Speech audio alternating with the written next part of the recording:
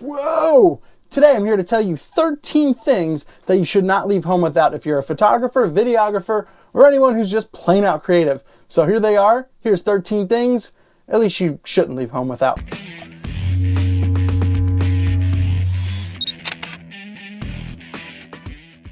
Of course you need the first thing is going to be a camera or something. Okay, that won't make the list, but well, this won't help anyway, will it? Oh, sorry, I'm blowing myself with the Geodis Rocket Air. You need some kind of cleaning kit. Don't take it the wrong way. You need some kind of cleaning kit, some lens cloths or something like that to wipe down your lenses, to blow dust off of, off of your lens or something like that, so you're not rubbing it in, maybe scratching the surface of your lens. So that way if you're doing photo, video, you always have something by your side at all times so you can clean your lens. I stress this one a lot, and that's spare memory.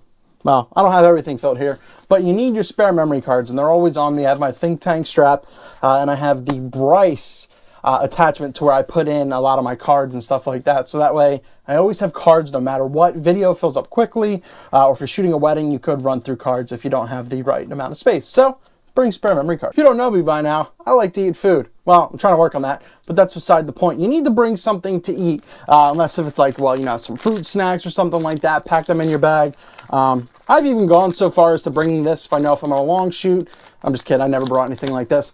But basically always have some kind of food or something that you have with you, power bars, snack bars, anything to keep you full, because it's going to be a long day, especially if you're shooting weddings or long events. So you need something to replenish you, especially bring bottles of water or something like that. So something to keep you hydrated and full, it's not a bad idea. Or a pack of gum. Well, there are a couple types of these, but if you're doing anything regarding, well, a camera or anything that needs batteries, you're going to need an extra of them. So bring an extra camera batteries, whatever you had, and especially just basically AA batteries, AAA batteries for maybe your flash triggers, or for basically your flash or anything that you're using. Make sure you always have extra, and I keep this in just a waterproof case, so that way if it starts to rain or something like that, these won't get damaged, and I have something reliable. At least one or two of these things, I can't show you the one because my camera's currently on it, are always in my car at all times. That is basically my Monopod or something like that, something stable, so that way I can just rest something down on the ground right in front of me if I need to,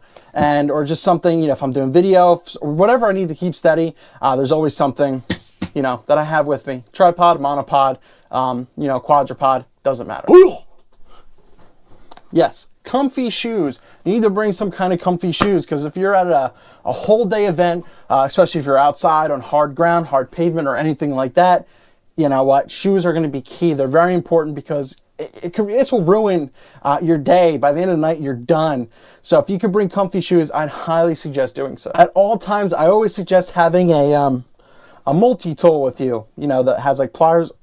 For some reason, mine's out in my car. But that's beside the point. Always have a multi-tool with you, because you never know if you can remove something. If you're using video lights, they get very hot. If you want to remove scrims or gobos or anything like that, or just basically anything, you need to cut, whatever, trace, whatever. Doesn't matter. I always recommend carrying a Leatherman or some kind of multi-tool. You never know when there's going to be an impromptu, photo outside, or say if you're shooting an event or a party that's, during the night, and all of a sudden says, hey, can we go outside and take photos? And you're like, uh-oh, well, I do have a flash, but it's not going to look good. Bring some type of flash triggers. I always bring 4 of mine for my flashes and everything like that, because you never know. I was shooting Quinceañera one time, and they wanted to go outside. It was pitch dark. Yeah, I had my flash, but flash right on, looks horrible. There's no definition. Boom, brought it off, off kilter, off to the side, looked much better. Look, bam!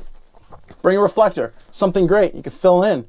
I don't know if that's really doing anything, but bring a reflector. This is my small one. I have a bigger one too, something larger. Bring one of those with you. You never know what's going to come in. You can prop it up on the ground to get in some nice kick light or something like that. You never know. So bring a reflector. Always have some kind of flashlight or anything, because especially if you're in a dark space, if you're at a wedding reception and your bag's in a corner, you can go over there and look for something, so that way you can see what the hell you're looking for, so you're not just digging around and wasting time. So always have some kind of flashlights or something, especially if you're doing video work and you're out in a car and you're looking for certain gear. Woohoo! It'll be fine. I need to get more of these, but you need to have something that will basically protect your gear against rain. Basically a huge shower cap for your bag, or a plastic bag that you can put over top of your camera and your lens and you cut a hole through. If you ever get in a tough situation, you need something that will protect your gear. Not a lot of people know about makeup, and that's not necessarily a bad thing, but it's good if you have something. Basically what you would use makeup for is to dim down. You can probably see maybe I'm a little glary up here, you know, the oil, the skin and everything and sweat that, you know, people have.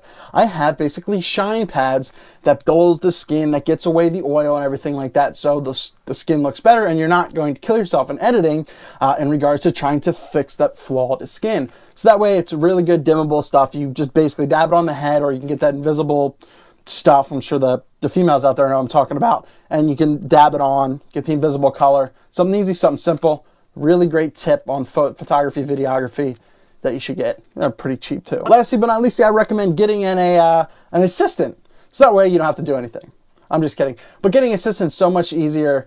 If you could do it, I'm sure there's a lot of people that want to, you know, have a mentor, someone that they can learn with, shoot with, to get their feet on the ground, some experience. So having an assistant is great because they can help you set up this light, or hey, can you run, go get me that lens? Can you change lenses real quick while I go work with the model? So even an assistant is something you should never leave, you know, home without. Eric Rossi, the guy with the eye. I gave you 13 things you should never leave home without. What else can you add? Give this a quick thumbs up. You know, hey, if you should never leave home without those things.